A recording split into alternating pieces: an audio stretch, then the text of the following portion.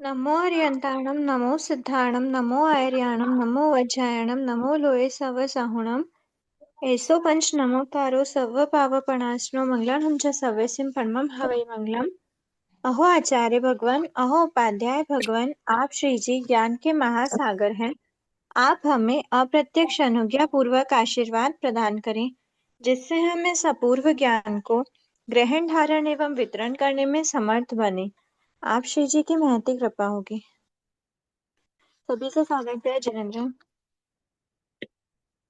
Last class जय में हमने देखा था उत्तर प्रकृतियां जो थी, इनमें उदय स्वामित्व मतलब इन प्रकृतियों के उदय स्वामी कौन कौन से गुणस्थानवर्ती जीवों में इनका उदय संभव है, ये हमने देखा था। टोटल 122 प्रकृतियां उदय योग्य होती हैं, उस अकॉर्डिंग हमने देखा था।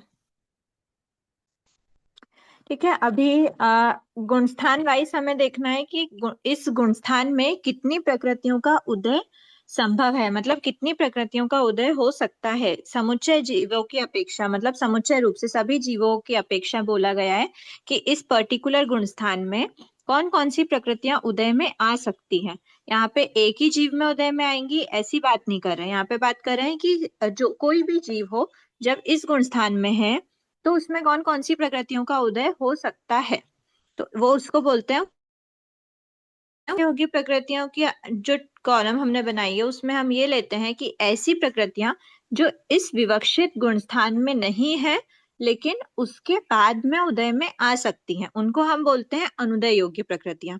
और उदय प्रारंभ पुनः उदय में वो ही प्रकृतियों की बात करते हैं जो पिछले अभी हमने जिस गुणस्थान की बात कर रहे हैं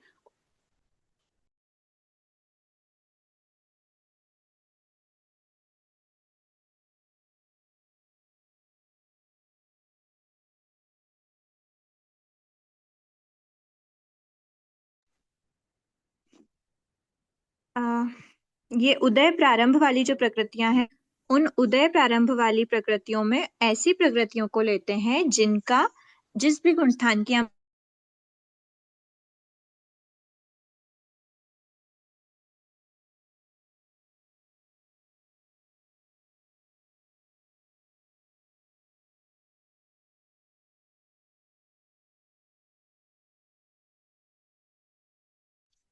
आवाज नहीं आ रही है ना, कि मुझे ही नहीं आ रही है?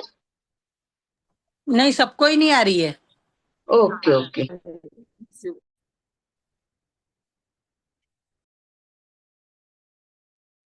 म्यूट हो गई है दीदी, लग रहा है।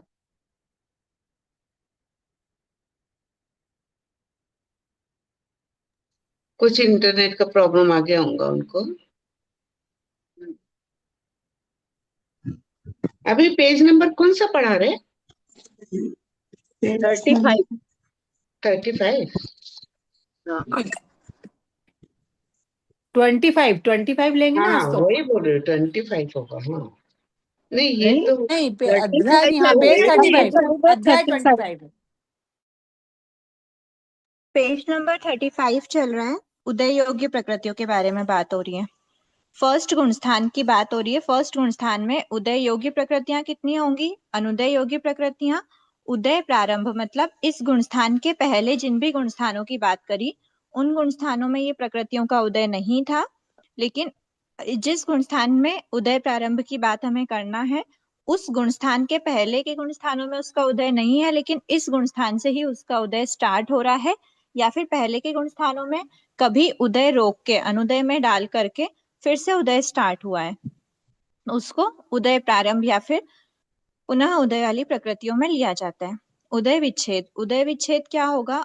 इस गुणस्थान तक ही किसी भी जीव में इस प्रकृति का उदय रहता है, इसके आगे के गुणस्थानों में इन प्रकृतियों का उदय नहीं होता, उन प्रकृतियों को उदय विच्छेद योग्य प्रकृतियां कहते हैं। सबसे पहले पहला गुणस्थान है टोटल ओघ उदय। ओघ उदय मतलब सर्व जीवों की अपेक्षा जितनी भी प्रकृतियां उदय योग्य होती हैं समुच्चय रूप से उसको बोलते हैं ओघ उदय। टोटल 148 में से 122 प्रकृतियां उदय योग्य होती हैं समुच्चय रूप से, उसको ओघ उदय में लिया। अब फर्स्ट गुणस्थान में 122 में से कितनी प्रकृतियां का उदय हो सकता है? सबसे पहले देख लेते हैं किन किन का उदय नहीं हो सकता। सम्यक वेदनी, सिर्फ मिथ्यात्व वेदनी का ही उदय होता है फर्स्ट गुण स्थान में, ना तो सम्यक वेदनी का उदय होगा ना सम्यक मिथ्यात्व वेदनी का उदय होगा। तो दो प्रकृति ये हटा दी। नेक्स्ट आहारक द्विक, क्योंकि इसका उदय कहाँ तक होता है हमने देखा, बाकी सभी प्रकृतियों का उदय 1 से लेकर स्टार्ट हुआ था, लेकिन सम्यक वेदनी का उदय 4 से स्टार्ट हुआ था, सम्यक मिथ्यात्व वेदनी का उदय ओनली 3 में था, आहारक द्विक का उदय 6th 7th में था, तीर्थंकर नामकर्म का 13th 14th में था। तो ये जो 5 प्रकृतियां हैं, ये 5 प्रकृतियां जब तक इनके उदय योगी गुण स्थान नहीं आ जाते तब तक वो अनुदय योगी प्रकृतियां ही कहलाएंगी। तो ये 5 माइनस करना, 122 में से ये 5 प्रकृतियां माइनस करने से 117 प्रकृतियां उदय योग्य होती हैं। अब कौन सी प्रकृति है जिनका सिर्फ फर्स्ट तक ही उदय रहता है? SAM, सूक्ष्म त्रिक, आतप और मिथ्यात्व वेदनी। तो ये 5 प्रकृतियों का उदय विच्छेद फर्स्ट गुण स्थान में समझना है। सेकेंड गुण स्थान में सबसे पहले तो जो यहाँ पर आया है 117 में से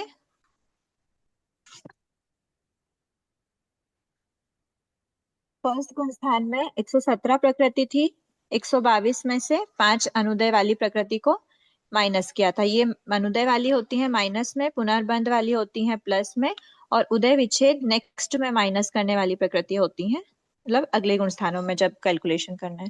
सेकेंड गुण स्थान है, सेकेंड गुण स्थान में टोटल 122 में से कितनी प्रकृतियों का उदय हो सकता है, कितनी प्रकृतियों का उदय नहीं हो सकता, वो माइनस कर देते हैं। तो 5 तो अनुदय वाली प्रकृतियां ही है, और 5 ये। एक बार म्यूट कीजिए ना। 5 तो अनुदय वाली प्रकृतियां हो गई, उसके बाद फिर 5 विच्छेद वाली प्रकृतियां हो गई, तो ऐसे कुल 10 प्रकृति। यहाँ पर देखना है सेकेंड गुण स्थान में कोई सी अनुदय में है क्या, स्पेशल एक्स्ट्रा अनुदय है क्या?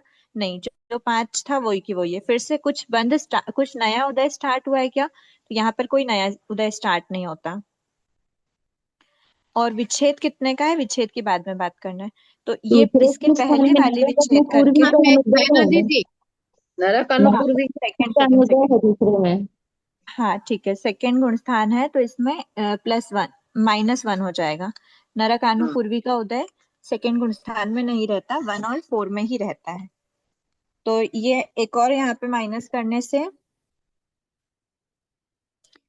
इसमें हमने कुल 11 प्रकृतियां माइनस करी 122 में से, तो 111 प्रकृतियां उदय योग्य में आ जाएंगी। अब विच्छेद किसका है, तो कौन सी प्रकृति का सिर्फ सेकंड तक ही उदय रहता है? तो वो प्रकृति है SAJ। एस मतलब स्थावर, स्थावर नाम कर्म हो गई, अनंतानुबंधी चतुष्क हो गई, और जाति चतुष्क हो गई। ऐसी 5 प्रकृतियों को नेक्स्ट में माइनस करना रहेगा। अब थर्ड गुण स्थान है, 111 हो गई। थर्ड गुण स्थान, थर्ड गुण स्थान में क्या देखना, 122 प्रकृतियां हैं, 122 प्रकृतियों में से अनुदय कितनी है? तो अनुदय, क्योंकि थर्ड गुण स्थान है तो थर्ड गुण स्थान में कोई भी जीव काल नहीं करता, मतलब एक तो अनुपूर्वी इसमें अनुदय में चली रही थी, 3 अनुपूर्वी और अनुदय में डाल देते हैं। ठीक है, उसके बाद फिर आयुष्य का उदय तो हो ही सकता है, लेकिन थर्ड, क्योंकि थर्ड गुण स्थान है, थर्ड गुण स्थान में सम्यक मिथ्यात्व का उदय, मिथ्यात्व वेदनी का उदय विच्छेद तो वहीं पे कर दिया था, लेकिन सम्यक मिथ्यात्व वेदनी का उदय थर्ड गुण स्थान में लाने के लिए उसका उदय प्रारंभ हो जाता है। ठीक है, फिर विच्छेद की बाद में करते हैं। तो यहाँ पे क्या है, माइनस में 5 प्रकृतियां सेकंड तक ही बनती थी, तो वो माइनस करेंगे, 3 प्रकृतियां अनुदय वाली हैं, और प्लस एक प्रकृति ये पहले की अनुदय वाली है, प्लस 5 प्रकृति उसके भी पहले की अनुदय वाली है। उन 5 प्रकृतियों में से क्या प्रकृति थी, सम्यक वेदनी थी, सम्यक मिथ्यात्व वेदनी थी, और आहारक द्विक थी, तीर्थंकर नाम कर्म थी। तो ये 1 2 3 4 5 5 प्रकृतियों में से सम्यक मिथ्यात्व का उदय स्टार्ट हो गया है। तो इन 5 में से सम्यक वेदनी, आहारक द्विक, तीर्थंकर नाम कर्म और 4 अनुपूर्वी, ऐसे कुल मिला के 1 2 3 4 और 4 8, तो 8 प्रकृतियों को एक साथ में माइनस करना है। ये 5 तो इधर वाली हो गई, अनुश्री जी। हाँ हाँ हाँ सॉरी, ये 9 होगी, SA4 है ना, ठीक है। तो ये हो गई उदय विच्छेद, सेकंड गुण स्थान के उदय विच्छेद वाली 9 प्रकृतियां, और 8 प्रकृतियां अनुदय वाली। तो कुल कितनी प्रकृतियां माइनस करना है? 17 प्रकृतियां माइनस करना है। तो 122 में से 17 माइनस करी तो 100 122 में से 17 माइनस करिए तो 10, 11, 12, 13 116 प्रकृति हुई। एक मिनट, 106। कुछ गड़बड़ हो रही है क्या? 4,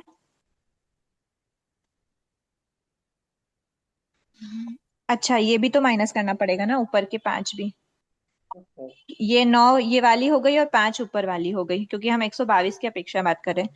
5 प्रकृतियां फर्स्ट गुण स्थान में उदय विच्छेद हो गई, 9 प्रकृतियां सेकंड गुण स्थान में उदय विच्छेद हो गई। फिर अनुदय में कितनी प्रकृति थी? तो अनुदय में 5 में से 1 हटा दी तो ये 4, 4 के बाद 5, 6, 7, 8, 8 प्रकृतियां अनुदय वाली हो गई। तो कुल मिला के ये प्रकृतियां कितनी हो गई? 17, 18, 20, 21, 22, 22 प्रकृतियां हो गई। ठीक है, ये 22 प्रकृतियों में माइनस करने पे 100, एक बार कुछ गड़बड़ हो रही है क्या? 100 100 बचेगा ना? 100 आ गया। नहीं, 100 नहीं आना चाहिए, एक +1 भी करना है अभी हमको। 101 आना चाहिए यहाँ पर। दीदी 9 किताब में तो 100 दिया हुआ है। +1 करने के बाद 100 आएगा। हाँ। कुछ गड़बड़ है क्या यहाँ पर? यहाँ पे कितनी है? सम्यक वेदनी, सम्यक मिथ्यात्व 2, 4 तो ये हो गई। ये थर्ड गुण स्थान है ना, तो चारों अनुपूर्वी भी हटाएंगे।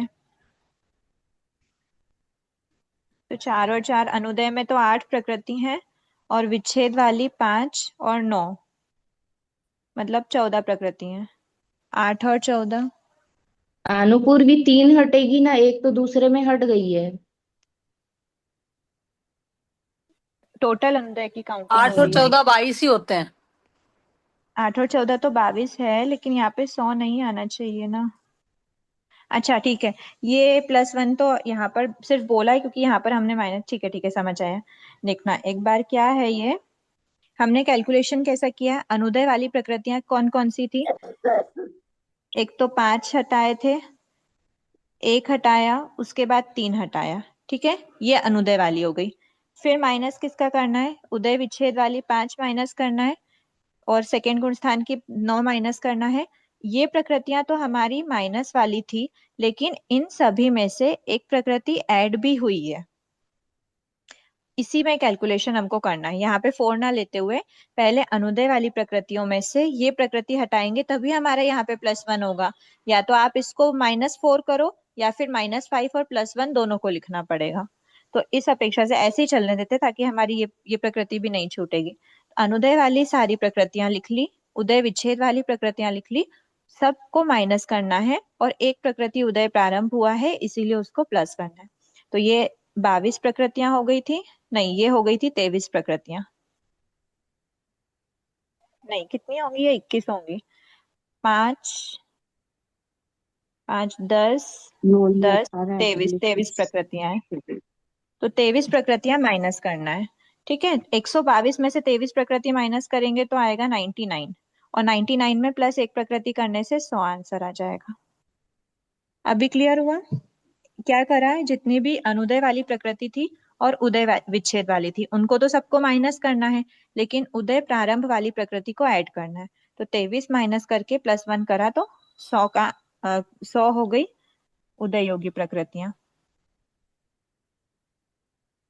माइनस में 3 है, प्लस में 1 है। अब उदय विच्छेद कितनों का होगा? तो थर्ड गुण स्थान में जिसका हमने +1 किया था उसी का ही उदय विच्छेद हो जाएगा, उसके आगे के गुण स्थानों में उसका उदय नहीं रहता। अब फोर्थ गुण स्थान की बात करते हैं। फोर्थ गुण स्थान में टोटल 122 प्रकृति में से क्या क्या उदय अनुदय वगैरह देखना है। एक बार यहाँ देख लेते हैं, स्पेशल अनुदय किसी का हो रहा है क्या फोर्थ गुण स्थान में? तो कोई नई प्रकृति जिसका अनुदय हो ऐसा नहीं होता है, तो यहाँ पे -0 है।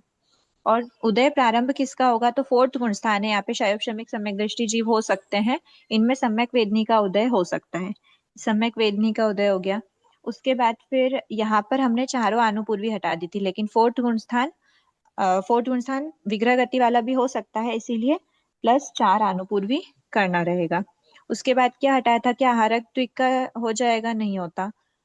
फिर आहारक द्विक नहीं होगा और तीर्थंकर नामकरण भी नहीं होगा, तो वो प्रकृतियां यहाँ पे इतना ही लिखना है, ठीक है। तो ये +5 हो जाएगी, +1 और +4 +5 प्रकृति हो गई। उदय प्रारंभ में, उदय प्रारंभ पुनः उदय वाली जो है, उदय प्रारंभ भी हुआ है ना सबका? नहीं, पुनः उदय भी हुआ है। 4 अनुपूर्वी का पुनः उदय है और 1 का उदय प्रारंभ है। अब इसमें वापस कैलकुलेशन कर लेते हैं। 5, 1, 3 ये तो अनुदय वाली हो गई, और 5 उदय विच्छेद, 9 का उदय विच्छेद, 1 का उदय विच्छेद, ये प्रकृति तो हमको माइनस करनी है, और 5 प्रकृति हमको ऐड करनी है पुनः उदय या फिर उदय प्रारंभ में। तो ये कैलकुलेशन कितना हो गया? अभी 23 थी, 23 में एक और ऐड हो जाएगा, 24 हो गया, ठीक है। तो 24 माइनस करना है, 122 में से 24 माइनस करेंगे तो बचेगा 98। 98 में से 5 प्रकृति ऐड करने पर आंसर आता है 103। 104। 103 क्यों आ रहा है? ये 5, इसमें क्या गड़बड़ हुआ है? 5, 1, 3, यहाँ पर ++1 -1।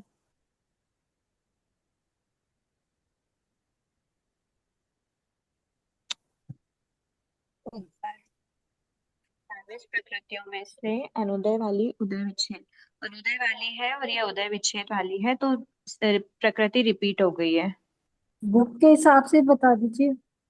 हाँ ठीक है। 100 प्रकृति की बात जो करी है हमने, तो 100 प्रकृति हैं। इन 100 प्रकृतियों में से 100 प्रकृति का कैलकुलेशन हो गया, मतलब यहाँ तक हमारा कैलकुलेशन कंप्लीटेड है। तो अब कैलकुलेशन क्या करना है? उदय विच्छेद का, उदय विच्छेद -1 करना है, और यहाँ पे अनुदय वाली कुछ भी नहीं है, माइनस वाली, तो प्लस वाली 5 कर लेते हैं। तो यहाँ पे 99 + 5 104 प्रकृति हो गई। वैसे वो मेथड गलत नहीं है, अगर आपको अलग से निकालने को कोई बोलते हैं कि इस गुण स्थान में कौन सी है, तो एक बार वो थोड़ा सा टाइम लेके देखना पड़ेगा। ये 104 प्रकृतियां उदय योग्य हो गई फोर्थ गुण स्थान में। अब फोर्थ गुण स्थान में उदय विच्छेद, जिनका फोर्थ तक ही उदय रहता है, ऐसी प्रकृति कितनी है? ऐसी प्रकृति है 6, 4, 3, 6, 4, 2, 1, नहीं 6, 4, 3, 2, है ना? तो ये हो गई 15 प्रकृति, माइनस में 15 जाएगा अगला। अब हमारी यहाँ तक बात हो गई है। तो फिफ्थ गुण स्थान में, फिफ्थ गुण स्थान में अनुदय वाली कोई प्रकृति है क्या? नहीं है। नया उदय प्रारंभ है क्या? नहीं है। तो यहाँ पर -15, 104 है, 104 में से 15 माइनस करेंगे, तो 104 में 15 माइनस करने पर आंसर आता है 89। 89 प्रकृति हो गई। 89 प्रकृतियों में हाँ ठीक है, 89 उदय योग्य प्रकृति हो गई। विच्छेद किसका होगा फिफ्थ गुण स्थान में?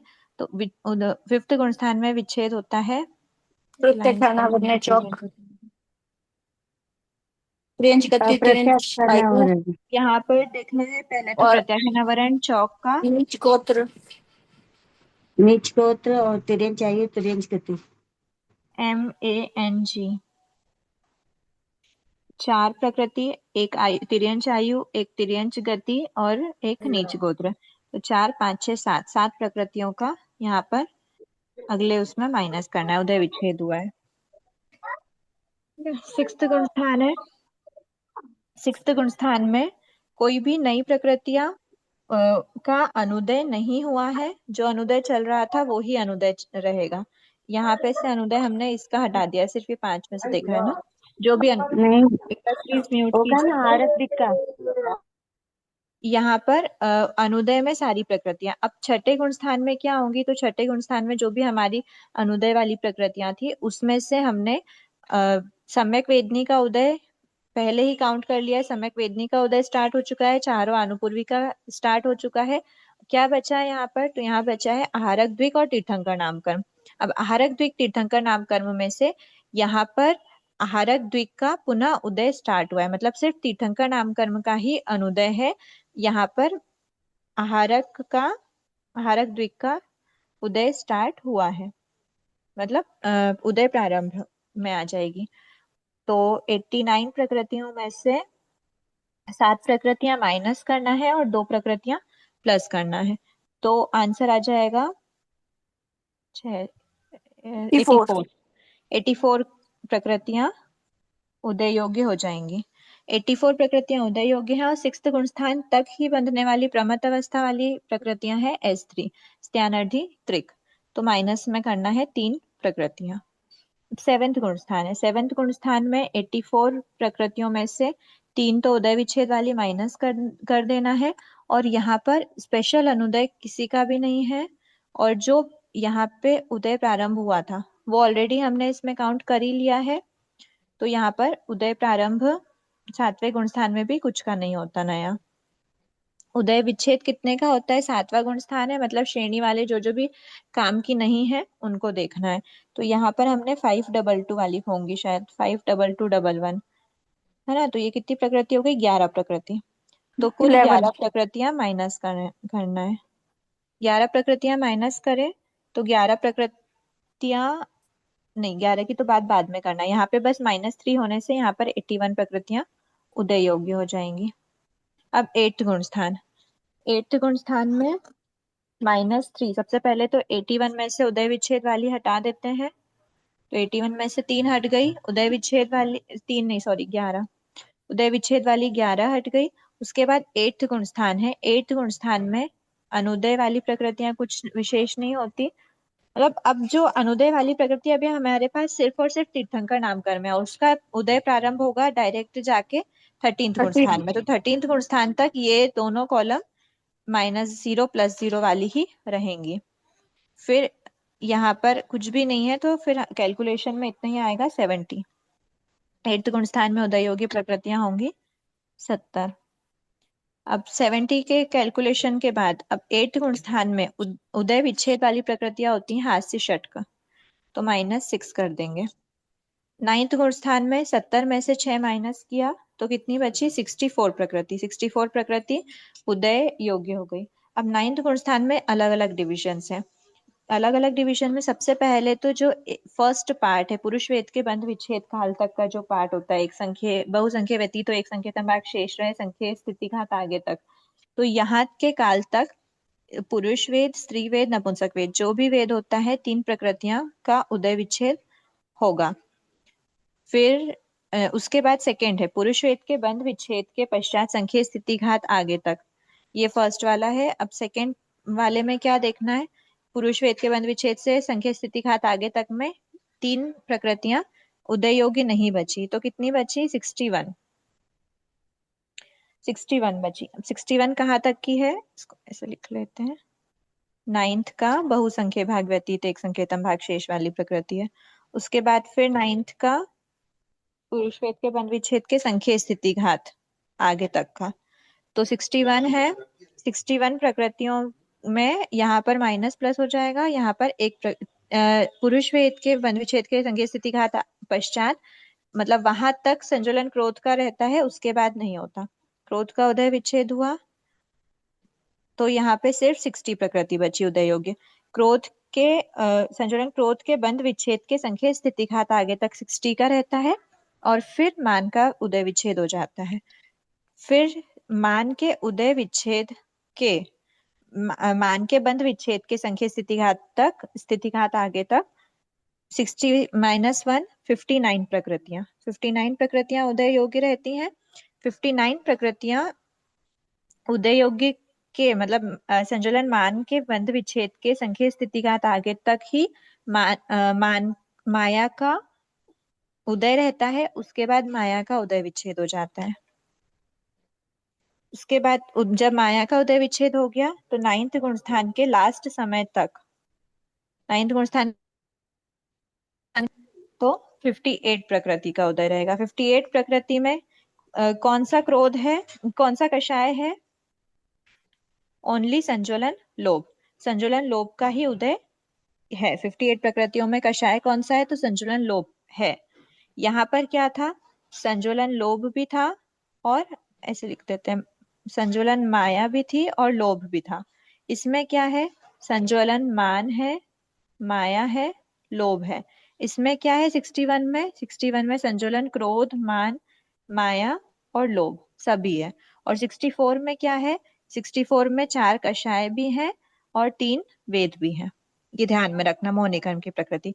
अगर आपसे डायरेक्टली पूछ रहे हैं कि जब भी 60 प्रकृतियों का मतलब जिस जिस भी टाइम पर 60 प्रकृतियां उदय योग्य हैं उसमें कितने कषाय हैं, तो संज्वलन, माया और लोभ है। 64 में 3 वेद है प्लस 4 कषाय। 61 में 3 वेद हट गए हैं, 61 मतलब 4 कषाय। 60 मतलब क्रोध हट गया है। 59 मतलब मान हट गया है। 58 मतलब माया हट गया है। ओनली संज्वलन लोभ बचा। तो ओनली संज्वलन लोभ का उदय विच्छेद यहाँ पर होता है क्या, नहीं होता। 9th गुण स्थान के एंडिंग में नहीं होता, 10th गुण स्थान के लास्ट समय में तक भी 58 का उदय मतलब 58 उदय योग्य होती है और उसके बाद इसका संज्वलन लोभ का उदय विच्छेद होता है 10th गुण स्थान के लास्ट समय में। तो यहाँ पर संज्वलन लोभ का उदय विच्छेद होने से आगे के गुण स्थानों में मतलब 11th गुण स्थान में यहाँ पर माइनस करेंगे। 58 में से एक माइनस हुआ तो 57। यहाँ पे उदय की बात हो रही है, मतलब अब सारे मोहनी कर्म की प्रकृतियां हट गई। 57 में कौन सी प्रकृति है उदय योग्य, तो ओनली 7 कर्मों की प्रकृतियां उदय योग्य होंगी। मोहनी कर्म की प्रकृतियां उदय योग्य नहीं होंगी। ये कैलकुलेशन भी कर सकते हैं अगर मतलब ऐसे देखना है कि क्या क्या हमने नहीं, क्या क्या हटा चुके हैं, उसके अलावा क्या क्या बचा हुआ है, तो वो इसमें आ जाएगा। उदय योग्य प्रकृतियां इसमें क्या होगी, ज्ञानावर्णी की 5 होगी, दर्शनावर्णी की उदय योग्य में पूरी 9 होंगी उदय योग्य में दर्शनावर्णी की। तो अंतराय की 5 होगी, ज्ञानावर्णी, दर्शनावर्णी, अंतराय की बात कर ली। घाती कर्म हो गए।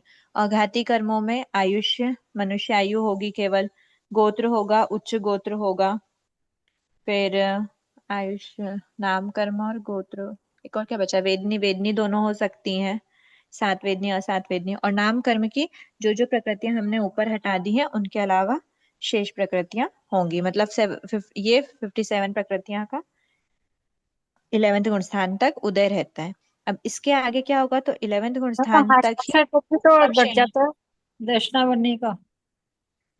क्या, नौ के दक्षिणा दक्षिणावर्णी की वर्णी 9 में कैसे। 4 ही होगी, दर्शनावर्णी के क्या, 4 होगी, 9 नहीं हुई। क्यों, 11th गुण स्थान है ये, हाँ निद्रा तो का 4 उदय ही हो ही होगी ना। सकता है। 4 नहीं होंगी, सॉरी, यहाँ निद्रा पे ज्ञानादि ज्ञानार्धी तो त्रिक हटाई है, मतलब 6 होंगी। नहीं, 4 4 है। लिखा हुआ है, ज्ञानादि त्रिक और निद्रा द्विक तो हट गया ना। हट गया ना। निद्रा द्विक कहाँ 4 ही हटाया तो हमने, हट गया ना। निद्रा द्विक का उदय विच्छेद अभी नहीं कराया है। 11वें कब में नहीं, होगा कराया, 11 ना, में हो जाता है ना। 11वें में होएगा निद्रा द्वीप का तो। 11वें में होगा। 11वें में हो गया ना। अभी यहाँ 11वें में उदय योगी प्रकृति की बात चल रही है। हाँ तो उदय उदय, विच्छेद, उदय विच्छेद की उदय है बात नहीं ना, हो रही है। 11वें में खत्म हो गया निद्रा द्वीप का। 11वें में नहीं होता, 11वां खत्म होने के बाद होता है, हाँ 11वें से बाद में, आगे हाँ। के गुण स्थानों में नहीं होता। अगर बोलेंगे निद्रा द्वीप का उदय विच्छेद 11वें में हो रहा है मतलब उसका उदय रहता है। उदय हाँ विच्छेद के समय पे उदय नहीं होगा ऐसे नहीं होता। वही तो डिफरेंस है उदय विच्छेद और उदय खत्म हो जाने, मतलब उदय खत्म हो चुका है मतलब उदय विच्छेद के पॉइंट पे उदय खत्म नहीं होता, उदय विच्छेद के पॉइंट पे भी उदय रहता है। अगर बोल रहे हैं कि 10th गुण स्थान के लास्ट समय में संज्वलन लोभ का उदय विच्छेद है, मतलब 10th गुण स्थान के लास्ट समय में भी संज्वलन लोभ का उदय रहेगा। ऐसे 11th गुण स्थान के लास्ट समय तक निद्रा द्विक का उदय रहता है, उस समय पे उदय विच्छेद हुआ है मतलब उसके आगे के गुण स्थानों में उदय नहीं होगा। पर यहाँ पे तो उदय हो गई दर्शनावर्णी की 4 प्रकृति प्लस निद्रा द्विक। इसीलिए ये 5 ज्ञानावर्णी, 6 दर्शनावर्णी, 5 अंतराय, मनुष्य आयु, उच्च गोत्र, 7 वेदनी, असात वेदनी और फिर जितनी रिमेनिंग बची वो नामकरण की प्रकृतियां। ये हो गई। अब ये 57 प्रकृतियों का 11th गुण स्थान मतलब उपशमक श्रेणी है। उपशमक श्रेणी के बाद जो भी उपशम श्रेणी वाले जीव होते हैं उनमें ही निद्रा द्विक का उदय हो सकता है, आगे के गुण स्थानों में नहीं हो सकता। इसीलिए निद्रा द्विक को यहाँ पर माइनस करना है। ठीक है, तो अब ये 57 प्रकृति में से निद्रा द्विक माइनस हो जाने से 12th गुण स्थान में उदय योग्य प्रकृतियां कितनी बची, 57 में से 2 माइनस होगी तो 55 55। प्रकृतियां बची। ये 55 प्रकृतियां हैं। इन 55 प्रकृतियों में 12th गुण स्थान के गुण स्थान तक ही ज्ञानावर्णी 5, दर्शनावर्णी 4 और अंतराय 5 इनकी सत्ता रहती है, इन्हीं का उदय रहता है, आगे के गुण स्थानों में उदय नहीं होता, मतलब इनका उदय विच्छेद इस गुण स्थान में होगा। तो 55 उदय योग्य प्रकृतियां थी, जैसे 13th में जाएंगे तो 55 में से 10 ये 14 प्रकृतियां माइनस हो जाएंगी, तो 55 में से 14 प्रकृतियां माइनस हुई। लेकिन 13वां गुण स्थान है, यहाँ पर तीर्थंकर नामकर्म भी उदय योग्य प्रकृति होती है, मतलब उसका उदय स्टार्ट होगा। तो यहाँ पर +1 कर देने से 55 -14 करेंगे, लेकिन +1 हो जाएगा। 55 -14 करते हैं तो 41 हो जाता, 41 +1 करने से 42 प्रकृति उदय योग्य हो गई। 42 उदय योग्य है। अब ये 13वां गुण स्थान है, 13वें गुण स्थान में अलग अलग डिविजन्स करें, क्योंकि 13वें गुण स्थान में जो प्रकृतियां हैं वो किस प्रकार से छटेंगी।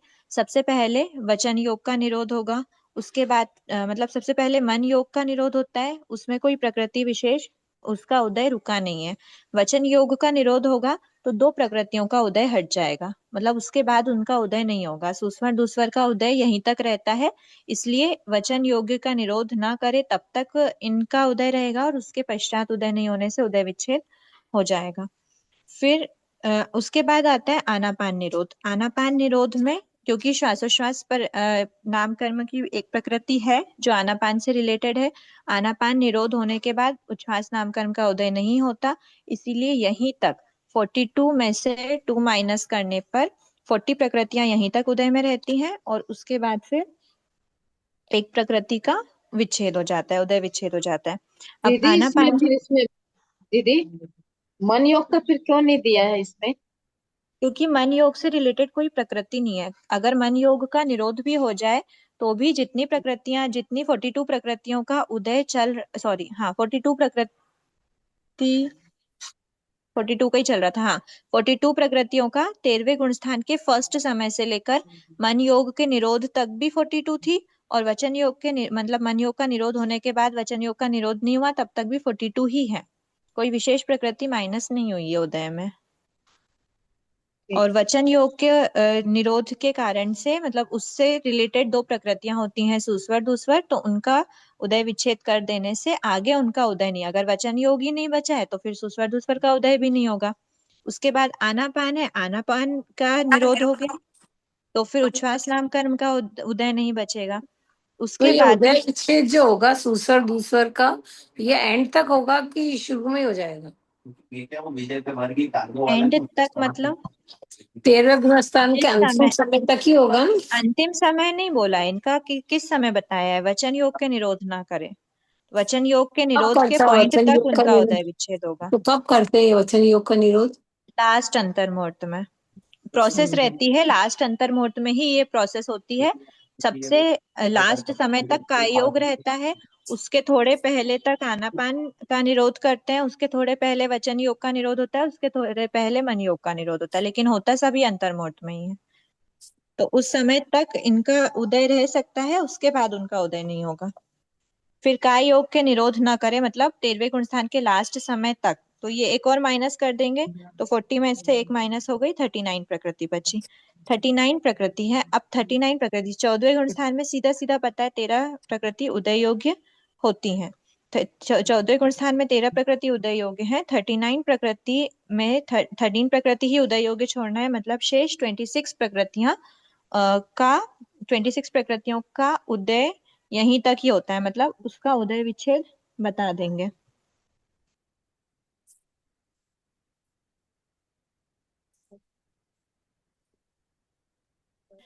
ये हो गया उदय विच्छेद वाली प्रकृतियां 26। यहाँ पर उदय विच्छेद, यहाँ पे हमने 26 प्रकृति देखी थी ना, 29 प्रकृतियां देखी थी। 29 प्रकृतियों में 2 तो ये प्रकृति हो गई जो वचन योग के निरोध वाली हो गई, और एक प्रकृति आनापान के निरोध वाली हो गई। ये 3 प्रकृति हटा के लास्ट समय में उदय विच्छेद किसका हुआ है, तो लास्ट समय में 26 प्रकृतियों का उदय विच्छेद हुआ है। ये पुद्गल विपाकिनी प्रकृति है प्लस 2 विहायो गति है, बाकी सब पुद्गल विपाकिनी है 24।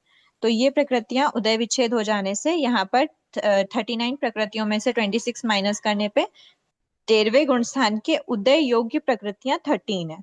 पर इसमें ये ध्यान रखना है कि 13वें गुण स्थान के उदय योग्य प्रकृतियां 13 है, लेकिन 7 वेदनी असात वेदनी में से किसी एक का उदय होगा, और जिनके तीर्थंकर नाम कर्म का उदय नहीं है तो उनका वो प्रकृति का भी उदय नहीं होगा।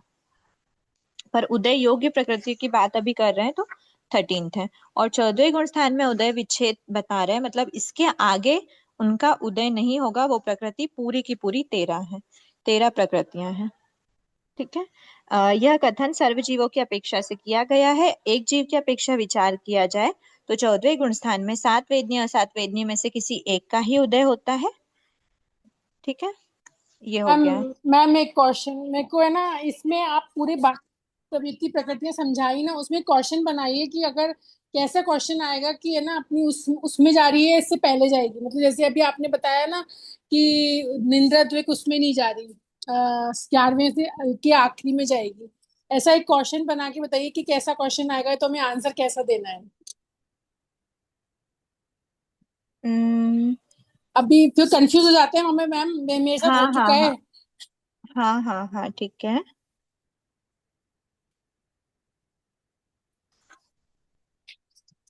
दीदी मन योग जैसे का तो क्या एक, बोला था? जैसे मन दीदी योग मन। के हाँ। निरोध पर कोई भी प्रकृति का उदय रुका है, ऐसा कोई, मतलब ऐसा कुछ है नहीं कि मन योग का निरोध हुआ तो कोई प्रकृति का उदय रुका। इसीलिए वहां पर कोई भी प्रकृति का उदय माइनस नहीं किया जाता। एक तो ये ध्यान में रखना है कि 60 प्रकृति, जैसे इसमें पूछ सकते हैं कि 59 का जब भी उदय हो रहा है, नवा गुण स्थान है, नवे गुण स्थान में उदय योग्य प्रकृतियां कितने टाइप की हो सकती हैं? 64 भी हो सकती है, 61 का भी उदय हो सकता है, 60 का भी उदय हो सकता है, 59 का भी हो सकता है, 58 का भी हो सकता है। ये अलग अलग लेवल से। अब उसमें पूछ सकते हैं कि 59 प्रकृतियां हैं तो 59 प्रकृतियों में किनका उदय होगा? तो ध्यान में रखना 59 अगर आप अलग से कैलकुलेट कर रहे हैं तो भी ठीक है, लेकिन उसके अलावा अगर ध्यान में रखना है तो मान के बंध विच्छेद के पश्चात हुआ है। मतलब मान का बंध विच्छेद हुआ है, मतलब मान का उदय विच्छेद भी हो चुका है। तो मान के पहले किसका हुआ था? क्रोध का भी हुआ है। मतलब कितने कषाय बचे? सिर्फ माया और लोभ। तो 59 में माया और लोभ है, और फिर माया का उदय विच्छेद हुआ है। ठीक है। ठीक है, मतलब बस ये ध्यान में रखना कि जो उदय विच्छेद हो रहा है उस समय पे इस प्रकृति में इसको काउंट किया जाता है। उदय विच्छेद वाली प्रकृति में इसकी काउंटिंग, मतलब 59 में पूछेंगे, 59 में माया है, उदय है, उसके बाद नहीं होगा उसका उदय। जी मैम। अम, ठीक है, बाकी तो एक बार जैसा भी उपयोग लगेगा उस हिसाब से क्वेश्चंस का पहले देखते के हैं। पेपर भी है क्या इसके? हो तो ग्रुप में डाल देते। पहले के पेपर्स मेरे पास अवेलेबल नहीं है, वैसे भी आप लोगों की एग्जाम सबसे फर्स्ट हो रही है, इसके पहले दूसरी एग्जाम्स होती थी, कर्ण अच्छा प्रज्ञप्ति की नहीं होती थी। अच्छा, तो ठीक है। अगर उसके पेपर्स मिलते हैं तो मैं पूछती हूँ। मैम आप ही ठीक है, बना के डाल दीजिए ना, जिससे क्लियर दीदी हो आप जाएगा तो कि। एग्जाम दिए होंगे ना? दीदी आप तो एग्जाम दिए होंगे, वो तो पेपर होगा। वो पेपर हमारे पास कहाँ रहता है? पेपर तो वापस कर दिया जाता है हाँ, ना। पेपर तो नहीं रहता हमारे पास, भी नहीं रहता, वो लिख के भेज देते ना उसी में। अब हम लोग देख तो एक दो लेते हैं एक्स्ट्रा सादी पेपर ले अनादि लेते हैं। प्ररूपता। प्लीज प्लीज अभी एक बार रिवीजन कंटिन्यू करते हैं। सादी अनादि प्ररूपना, सादी अनादि,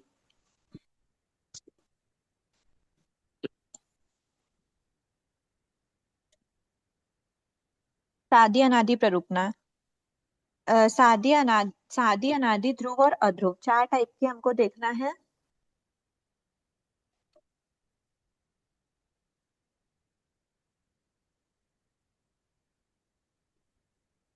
अध्रुव, ठीक है। अब जितनी जो जो प्रकृतियां ध्रुवोदया, अध्रुवोदया, ध्रुवोदया मतलब जिनका हमेशा उदय रहता है। अभव सिद्धिक के तो अनादिकाल से था और सदैव रहेगा। भव सिद्धिक जीव में अनादिकाल से था, कब तक, किस अपेक्षा से बोलेंगे कि अनादिकाल से था, उसमें इसीलिए डेफिनेशन में नहीं दिया गया क्योंकि अगर उनने उदय विच्छेद करके ऊपर के गुण स्थानों को प्राप्त किया भव सिद्धिक जीवों ने, तो उनकी उन प्रकृतियों का अनादिकाल से नहीं बोल पाएंगे। जो हमारा लास्ट टाइम भी शादी का भंग घटित करने में आया था कंफ्यूजन, तो उसमें यही ध्यान रखना कि अभव सिद्धिक की अपेक्षा ही बोलना अनादिकाल से निरंतर उदय है या बंध है। भव सिद्धिक में अनादिकाल से निरंतर नहीं बोल सकते क्योंकि हो सकता है उनने उदय विच्छेद करके या बंध विच्छेद करके ऊपर के गुण स्थानों में चढ़ के पुनः उस गुण स्थान में आने पर उसका उदय हुआ है, तो वो सादी हो जाएगा। इसीलिए बस इतना बोलना है, भव सिद्धिक जीवों के जब तक ध्रुवोदय प्रकृति का उदय विच्छेद नहीं होता तब तक उनका उदय सदैव रहता है। इस अपेक्षा से वो ध्रुवोदय, ध्रुव उदय, ध्रुव मतलब सदैव, हमेशा, इसका उदय विच्छेद नहीं हुआ तब तक। अब ऐसी प्रकृतियां ज्ञानावर्णी 5, ज्ञानावर्णी 5, एक बार ये ध्रुवोदय और ये अध्रुवोदय, ठीक है। ज्ञानावर्णी 5, ज्ञानावर्णी 5 का क्या है, अनादिकाल से, अभव सिद्धि की अपेक्षा अनादिकाल से उसका उदय चलता आ रहा है, और भव सिद्धि की अपेक्षा जब तक वो ऊपर के गुण स्थानों में, कौन से गुण स्थानों में उसका उदय रुकता है, 12th गुण स्थान में, और 12th गुण स्थान से वापस वो 13th में जाने के बाद वापस 12th में नहीं आता, ठीक है। तो साधी अनादि भी साथ में घटित करते जाते हैं। ज्ञानावर्णी 5, सबसे पहले देख लेते, ज्ञानावर्णी 5 क्या हुई, ध्रुवोदया प्रकृति हुई। अब ज्ञानावर्णी 5 जो ध्रुवोदया प्रकृति है, ये ज्ञानावर्णी 5 प्रकृतियों में, ज्ञानावर्णी की 5 प्रकृतियां, ज्ञानावर्णी की 5 प्रकृतियों में हम अनादिकाल से उनका उदय है, तो अनादि का भंग घटित हो जाएगा, ठीक है। उसके बाद फिर क्योंकि वो अभव सिद्धिक जीवों में सदैव रहेगा उसका उदय, भव सिद्धिक जीव कभी ना कभी 12th गुण स्थान को क्रॉस करके 13th गुण स्थान में आएंगे, तो इस अपेक्षा से अध्रुव रूप से हो गया। पर 13th से वापस 12th में नहीं आता, उसका उदय की प्रारंभ नहीं होता है, आदि नहीं होती, इसीलिए सादि का भंग घटित नहीं होगा।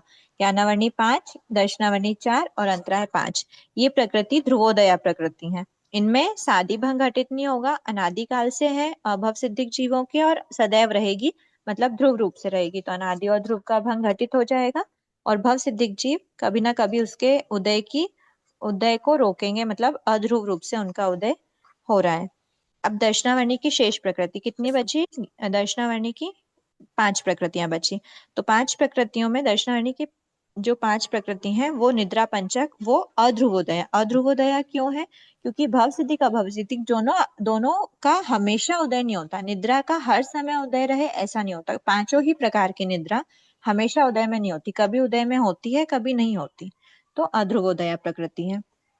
ये निद्रा 5 है, इनका जब जब उदय होगा तो उदय की आदि है, और हमेशा उदय नहीं होता, मतलब उदय हमेशा रुकता ही रुकता है कभी ना कभी, तो इस अपेक्षा से इसमें सिर्फ अनादि और ध्रुव का ही भंग अनादि और ध्रुव का भंग घटित नहीं होगा, सादि और अध्रुव का ही भंग घटित होगा, मतलब इसका उदय सदैव नहीं होता, 5 निद्राओं में से एक ही निद्रा का होता है जब भी होता है, तो उदय की विरोधी प्रकृति हो गई। ज्ञानावर्णी, दर्शनावर्णी, वेदनी, वेदनी कर्म में उदय के विरोधी होती, ये वेदनी कर्म में उदय की विरोधी होती है, अनादिकाल से उदय हो तो भी वेदनी कर्म का अनादिकाल से उदय है, लेकिन अगर 7 वेदनी का उदय है तो असात वेदनी का नहीं है, असात वेदनी का उदय तो 7 वेदनी का नहीं है, तो उदय में विरोधी नहीं होने से इन प्रकृतियों की हमेशा आदि और अध्रुव, मतलब आदि होती है और हमेशा रुकता भी है, तो 7 वेदनी और असात वेदनी को सादी और अध्रुव में बताया है, अनादिकाल से और ध्रुव रूप से इनका उदय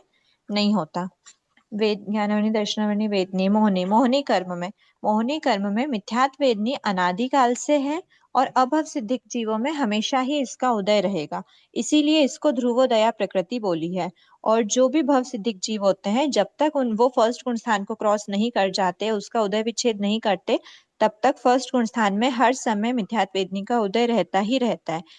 अब मिथ्यात्व वेदनी का उदय अभव सिद्धिक जीवों की अपेक्षा अनादि और ध्रुव रूप से होगा, भव सिद्धिक जीवों की अपेक्षा भव सिद्धिक जीव ऊपर के गुण स्थानों में जाने पर उसका उदय विच्छेद कर देते हैं और फिर वापस से फर्स्ट गुण स्थान में आते हैं, तो उसके उदय की आदि होती है, तो हो गया टिक, शादी का भंग घटित हो गया, और कभी ना कभी उसका उदय विच्छेद करके ऊपर जाते ही है, तो वो अध्रुव रूप से हो गया। इसमें ये ध्यान में रखना है कि मिथ्यात्व वेदनी से जब भी जीव ऊपर के गुण स्थानों में जा रहा है, तो वो जघन्य अंतर्मूर्त और उत्कृष्ट 132 सागरोपम झाझेरी से अधिक काल तक, मतलब उससे ज्यादा काल तक नहीं रह सकता। 132 सागरोपम झाझेरी किसके अकॉर्डिंग माना है, कर्म ग्रंथ के अकॉर्डिंग, आगम के अकॉर्डिंग 66 सागरोपम झाझेरी, जो हमने सबसे स्टार्टिंग में इसमें देखा था। आगम के अकॉर्डिंग 66 सागरोपम झाझेरी से अधिक काल तक नहीं रह सकता।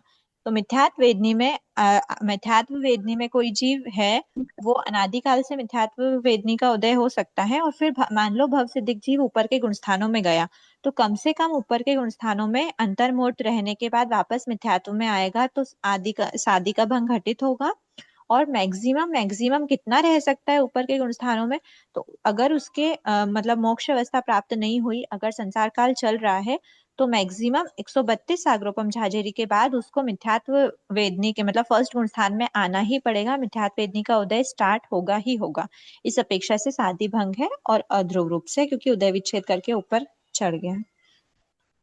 ठीक है, फिर शेष 27 प्रकृति। तो शेष 27 प्रकृतियां, शेष 27 क्या हो गई? सम्यक वेदनी और सम्यक मिथ्यात्व वेदनी।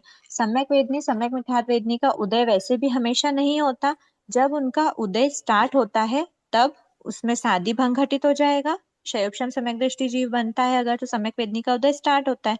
लेकिन अनादिकाल से नहीं था और हमेशा नहीं रहेगा, क्योंकि कभी ना कभी सिर्फ भव सिद्धिक जीवों में ही इनका उदय होता है, और जो भी भव सिद्धिक जीव में इसका उदय होगा वो श्रेणी आरोहण करेंगे, मतलब सम्यक वेदनी का उदय उसका रुकेगा, तो अध्रुव रूप से उदय हो गया। सम्यक मिथ्यात्व वेदनी का भी उदय अनादिकाल से नहीं था, क्योंकि वो सत्ता में ही नहीं थी अनादिकाल से, तो अनादि और ध्रुव रूप से तो हमेशा रहेगी नहीं। अगर एक बार सत्ता क्रिएट हुई है तो फिर उसका क्षय करके या फिर उदय विच्छेद करके ऊपर के गुण स्थानों में तो जा ही सकते हैं। तो सम्यक मिथ्यात्व वेदनी वापस से थर्ड गुण स्थान में कोई आता है तो उसकी आदि होती है, और उससे ऊपर के गुण स्थानों में जाने पे उसका, ऊपर के गुण स्थानों में या फिर नीचे भी चला जाए, फर्स्ट गुण स्थान में भी जाए, तो भी उसका उदय रुक जाने से अध्रुव रूप से उसका उदय होता है। फिर 16 कषाय में हमने देखा कि बंध एक साथ हो सकता है, लेकिन उदय, क्रोध के उदय के समय पे 3 कषायों का उदय नहीं होता, मान माया लोभ। और ऐसे मान के समय पे क्रोध माया लोभ, माया के समय पे क्रोध मान लोभ, और इनका उदय नहीं हो सकता। तो इस अपेक्षा से कषाय 16 कषाय की पूरी 16 प्रकृतियों को अध्रुवोदया ही बताया है।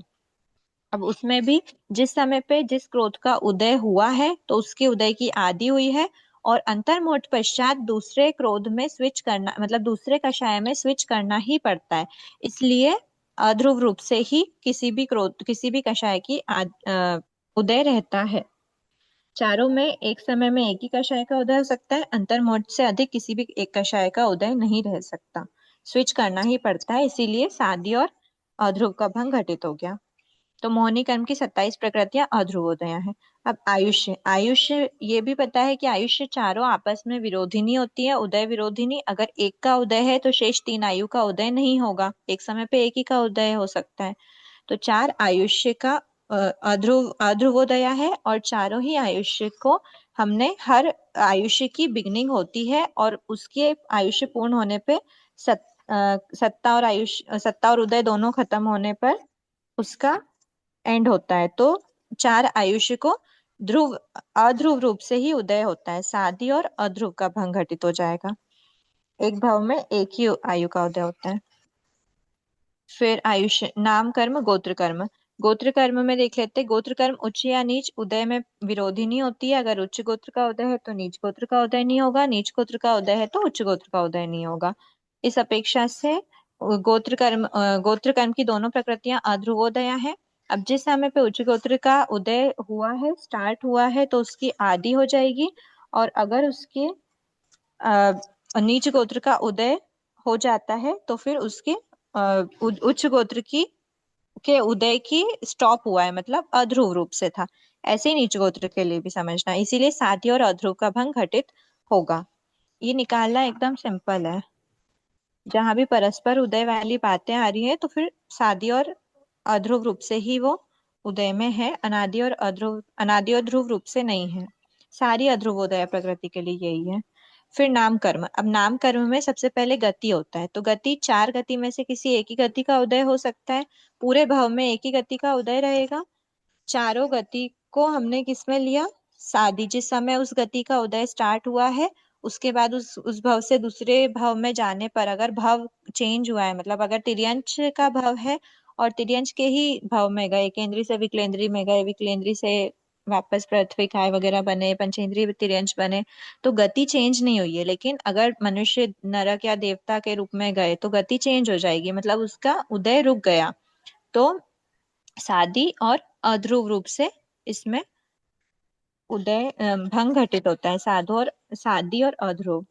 फिर जाति पांच, पांच जातियों में से एक ही जाति का, अगर एकेंद्रीय जाति का उदय है तो लाइफ लॉन्ग एक ही जाति का होगा, उस समय पे चार जाति का उदय नहीं हो सकता। और जैसे ही वो एकेंद्रीय जाति से स्विच करके दूसरी जातियों में जाता है तो वो उसका उदय रुक जाता है, वापस एकेंद्रीय में आएगा तो उदय स्टार्ट हो जाएगा। इसीलिए सादी और अध्रुव का भंग घटित होगा।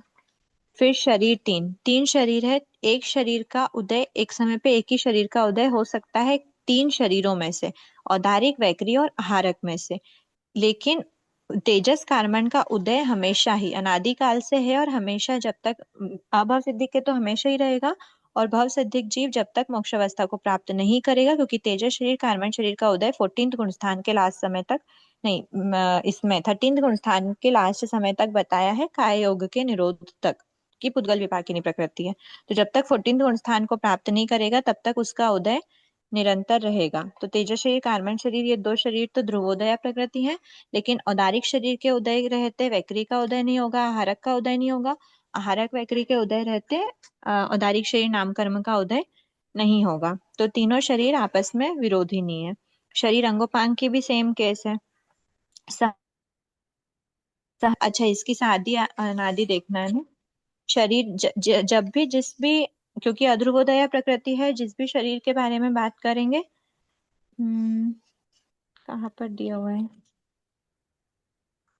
औदारिक द्विक, वैक्री द्विक, आहारक द्विक, शरीर और अंगोपांग को साथ में बता दिया कि एक जीव में एक समय में औदारिक, वैक्री या आहारक, इन तीन में से किसी एक ही शरीर का, और इसी प्रकार अंगोपांग का भी समझना, इनका ही उदय हो सकता है। और जब उनका उदय स्टार्ट हो रहा है तो शादी भंग घटित हो जाएगा, और उनका उदय रुकने पर दूसरे शरीर का उदय स्टार्ट हुआ है तो वो अध्रुव रूप से उदय में था, मतलब उदय रुक चुका है।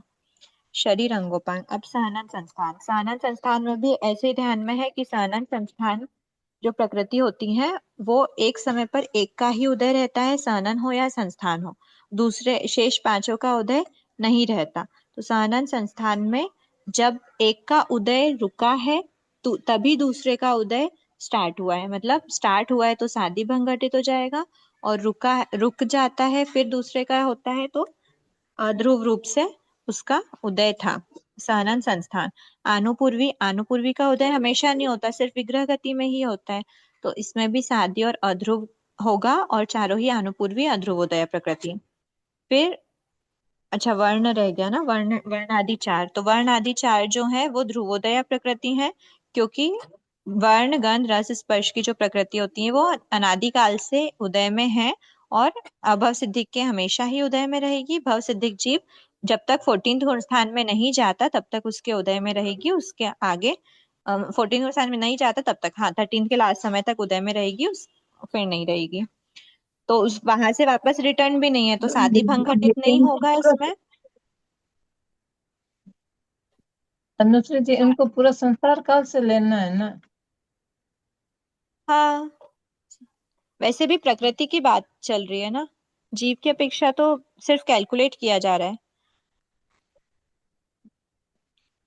तो कंफ्यूजन कहाँ आया। संसार काल की अपेक्षा मतलब क्या,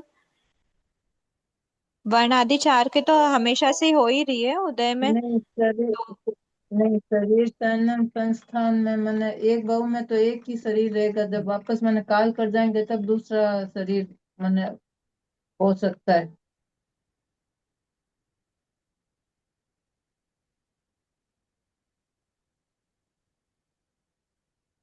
संयम संस्थान की बात करते हैं तो एक बहु में एक ही रहेगा ना।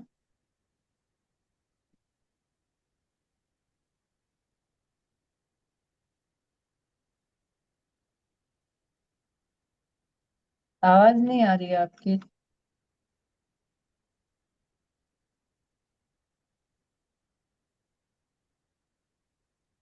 कोई नेटवर्क प्रॉब्लम है।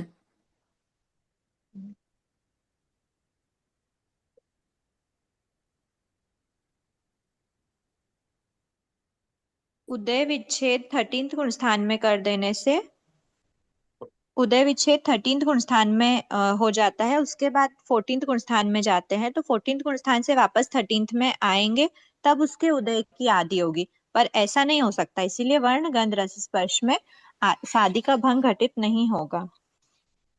वर्ण गंध रस स्पर्श में सादि का भंग घटित नहीं होगा।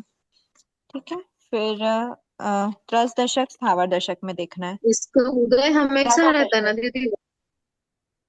हाँ उदय हमेशा रहेगा, ध्रुवोदय प्रकृति है वो। फिर पराघात अष्टक में पराघात उच्छ्वास और पराघात उच्छ्वास उपघात, ठीक है, पराघात उच्छ्वास और उपघात ये लब्धि पर्याप्त जीवों के ही उदय में रहते हैं। इनका हमेशा उदय, मतलब हर जीव में इसका हमेशा उदय हो ऐसा नहीं रहता।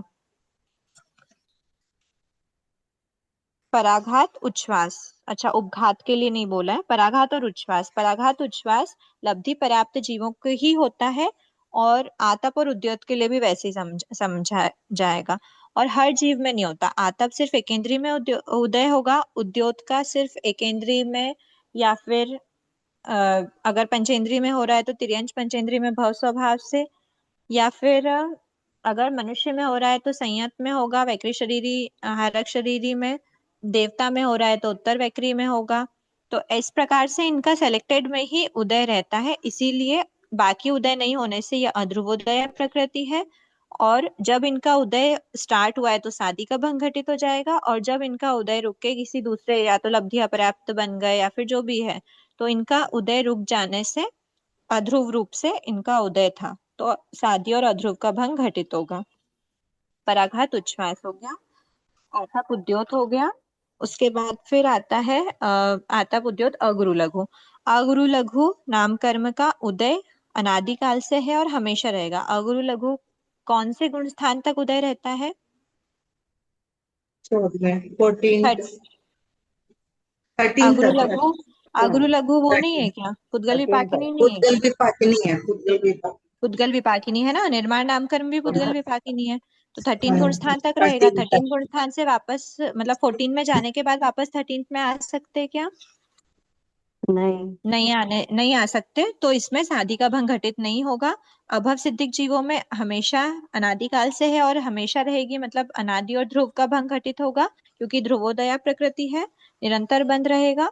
और भव सिद्धिक जीव 13 गुण स्थान को क्रॉस करके जैसे ही अयोग्य अवस्था को प्राप्त करेंगे 14 गुण स्थान पे, तो उनका उदय विच्छेद करने से अध्रुव रूप से उसमें उदय होता है। अगुरु लघु, फिर तीर्थंकर नामकर्म। तीर्थंकर नामकर्म का उदय वैसे भी सभी जीवों में नहीं होता, और जिनमें होता है उनमें अनादिकाल से नहीं है, इसीलिए वो अध्रुवोदय प्रकृति है। कब होता है इसका उदय? 13th 14th गुण स्थान में ही होता है। 13th गुण स्थान से वापस जीव 14th गुण स्थान, सॉरी 12th गुण स्थान में नहीं जाता, इसीलिए तीर्थंकर नामकर्म की आदि नहीं होती। कहाँ पे दिया हुआ है? तीर्थंकर नामकर्म की मतलब आदि नहीं हो, मिच्छाम दुक्कड़म। तीर्थंकर नामकर्म की आदि तो होगी, क्योंकि 13th गुण स्थान से ही स्टार्ट हुआ है, 13th से ही स्टार्ट हुआ है और 14th में जाके एंड हो जाएगा, मतलब सादि और अध्रुव रूप से ही उदय है, अनादिकाल से उदय नहीं है और हमेशा उदय नहीं रहेगा। 14th के बाद, 14th के लास्ट समय तक ही उदय रहता है, उसके बाद उदय विच्छेद हो जाता है। तो तीर्थंकर नामकर्म में सादि और अध्रुव का भंग घटित हुआ है। फिर उपघात नाम कर्म है। उपघात नाम कर्म हमेशा उदय में नहीं रहता। उपघात नाम कर्म के लिए भी देखा था हमने कि विग्रह गति में उसका उदय नहीं होता, आहार पर्याप्ति से पर्याप्त होने के बाद में उसका उदय स्टार्ट होता है, तो इसीलिए जो विग्रह गति में नहीं होने से उपघात का उदय रुका है और फिर से स्टार्ट हुआ है, तो सादि और अध्रुव का भंग घटित होगा, ये अध्रुवोदय प्रकृति हो गई। उपघात नाम कर्म, घात का कहाँ पर दिया है?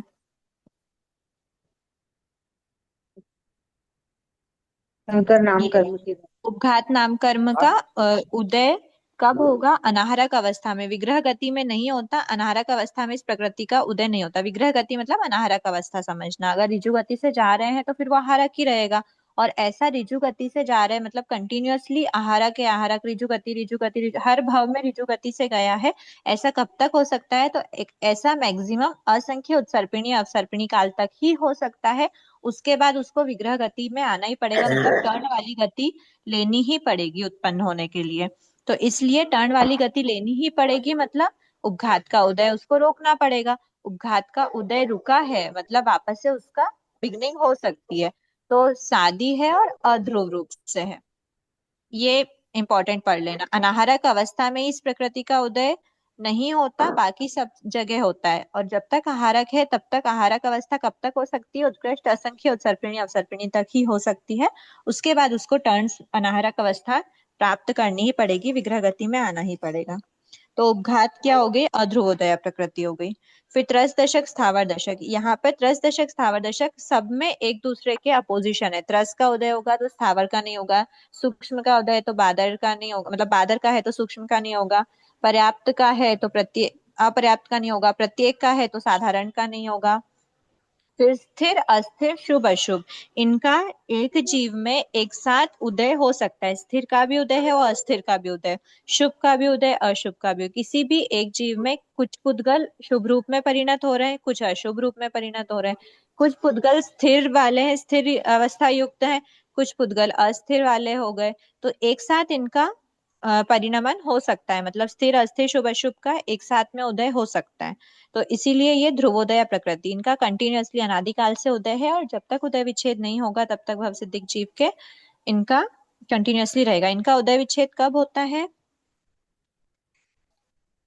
ध्रुव अनादि और ध्रुव रूप से तो भंग घटित कर दिया हमने। अब सादी और अध्रुव में देखना है तो क्या देखेंगे? 14th गुण स्थान के लास्ट समय तक स्थिर अस्थिर शुभ अशुभ, नहीं सॉरी ये 13th गुण स्थान वाले ना, पुद्गल विपाक की नहीं है क्योंकि। तो स्थिर अस्थिर शुभ अशुभ 13th गुण स्थान तक ही इसमें रहेगा। 14th में जाने के बाद वापस 13th में नहीं आते, इसीलिए शादी का भंग घटित नहीं होगा। लेकिन 13th गुण स्थान में इसके उदय की एंडिंग करके 14th में जाते हैं, इसीलिए अध्रुव का भंग घटित होगा भवसिद्धिक जीव की अपेक्षा। फिर आया सुभग सुस्वर, सुभग का उदय है तो दुर्भग का उदय नहीं होगा, सुस्वर का उदय है तो दुस्वर का नहीं होगा, और सुभग सुस्वर आदे, आदे का उदय है तो अनादे का नहीं होगा, यश कीर्ति का उदय है तो यश कीर्ति का नहीं होगा। तो ये हो गया अपोजिशन में। अब इनका भंग घटित कैसे करना है? तो त्रस त्रस चतुष्क स्थावर चतुष्क, त्रस चतुष्क 14th गुण स्थान तक रहता है। कहाँ पे दिया हुआ है? त्रस, अच्छा ठीक है, इसमें एक साथ ही बता दिया है कि ये जो चारों हैं एक भाव में एक ही रह सकता है। त्रस स्थावर बादर सूक्ष्म पर्याप्त अपर्याप्त प्रत्येक साधारण जो भी है उसी अकॉर्डिंग उसका भाव रहेगा, तो वो चेंज नहीं हो सकता। और उसके बाद जब वो स्विच करके इसके अपोजिट प्रकृति का उदय होने से उसकी एंडिंग भी हो जाती है, और वापस उसका उदय होने से उसकी बिगनिंग भी हो जाती है, तो सादी और अध्रुव हो जाएगा। उसके बाद फिर जो सुभग दुर्भग सुस्वर दुस्वर आदे अनादे, ये बताया है कि ये अपोजिशन में है। ये मतलब इसको और इसको अलग बताने का यही है कि एक भाव में पूरी एक ही रहती है। यश कीर्ति अयश कीर्ति स्विच हो सकती है, इस प्रकार से बताया है कि ये उदय में विरोधी नहीं होने से इन प्रकृतियों का उदय रुक जाने से वो अध्रुवोदय प्रकृति होती हैं। ठीक है, ये नामकरण की पूरी कितनी है? 55 प्रकृति तो अध्रुवोदया है और 12 प्रकृति ध्रुवोदया है। 12 प्रकृति ध्यान में रख लेना, तो रिमेनिंग सारी अध्रुवोदया हो जाएंगी। 12 प्रकृति में क्या आएगा? गति चतुर्दशक में 2 तो शरीर है, वर्ण चतुष्क है, पराघात अष्टक में अगुरु लघु निर्माण है, त्रस दशक स्थावर दशक में स्थिर अस्थिर शुभ और अशुभ है। तो ये 12 प्रकृति हो गई और बाकी 55 प्रकृति अध्रुवोदया है। तो इस प्रकार 5, 2, 27, 4, 55, 2 ये सभी मिला के 95, 27 प्रकृति ध्रुवोदया है। बंध में कितनी देखी थी? ध्रुवोदय ध्रुव बंधिनी कितनी थी? 47। और अध्रुव बंधिनी कितनी थी? 120 में से 47 माइनस कर दो, कितनी थी? एक बार वापस देख लेते हैं ना। 73। 73, ठीक है, ये 73 प्रकृति अध्रुव बंधिनी है। ठीक है, यहाँ तक किसी के कोई डाउट है क्या? मैम कोई ट्रिक है क्या इसको समझने की, बंद और हृदय को अलग अलग समझने की, कंफ्यूज नहीं हो? बस जिस समय क्वेश्चन सामने आया है उस समय ये देखना है कि बात किसकी कर रहे हैं, बंध की कर रहे हैं या उदय की कर रहे हैं। अगर बात उदय की कर रहे हैं तो बंध को टोटल दिमाग से उस समय हटा देना, उस समय उदय में ही उपयोग लगाना, प्रैक्टिकली सोचना कि कोई एक जीव सामने है, अब उस जीव में क्या इस चीज का उदय हो सकता है, अगर इस गुण स्थान में होगा तो उसमें ध्यान आ जाएगा कि इस गुण स्थान में, क्योंकि हर हर एक प्रकृति का उदय हमने विथ अ वैलिड रीजन देखा है कि क्यों इधर तक ही क्यों उदय है, इसके आगे उदय क्यों नहीं है। तो आपको बिल्कुल ध्यान में आ जाएगा कि छठे गुण स्थान में आहारक का बंध हो सकता है कि उदय हो सकता है, क्योंकि आहारक का बंध अप्रमत्त अवस्था में होता है तो छठे गुण स्थान में बंध नहीं होगा। क्योंकि छठा गुण स्थान चंचलता वाला है तो वह आहारक लब्धि फोड़ सकता है तो उसका उदय हो सकता है। जब आप सामने ये ध्यान रखोगे कि क्या रीजन है तो वहां पर ध्यान आ जाएगा कि बंध होगा कि उदय होगा, किसमें क्या होगा किसमें नहीं होगा। ठीक है। जी मैम ये फोड़ने का मतलब क्या बताते हैं आप, मेरे को वो थोड़ा लब्धि समझना था। फोड़ना मतलब कुर्वणा वर्ड जो आया था, मतलब कुर्वणा मतलब विच्छेद उसके करना लब्धि का या प्रयोग कर रहे हैं, उस लब्धि का प्रयोग कर रहे हैं, उस लब्धि का प्रयोग करेंगे तो क्या करेंगे, आहारक शरीर बनाएंगे। आहारक शरीर बनाया मतलब आहारक लब्धि का प्रयोग किया है तो आहारक नाम कर्म का उदय होगा तभी आहारक शरीर का निर्माण होगा, ऐसा। जी जी। ठीक है, वैसे वैखरी के लिए भी समझना। ठीक, और कोई डाउट है? ठीक है, आज इतना ही रखते हैं। अहो आचार्य भगवान, अहो उपाध्याय भगवान, आपकी कृपा से जो ज्ञान हमने सीखा है वह ज्ञान हमारे भीतर विनय की अभिवृद्धि करे, सहनशीलता का विकास करे, सरलता को बढ़ाए, हम निष्पृह बने, अनासक्त बने, यत्नशील बने, पांचों इंद्रियों पर विजय प्राप्त करें और शीघ्र ही परम वितरागता को प्राप्त करें। हमसे हुई अविनय साधना के लिए क्षमा करें। आप सभी से भी क्षमा याचना है। जय जिनेन्द्र। अच्छा, जय जिनेन्द्र।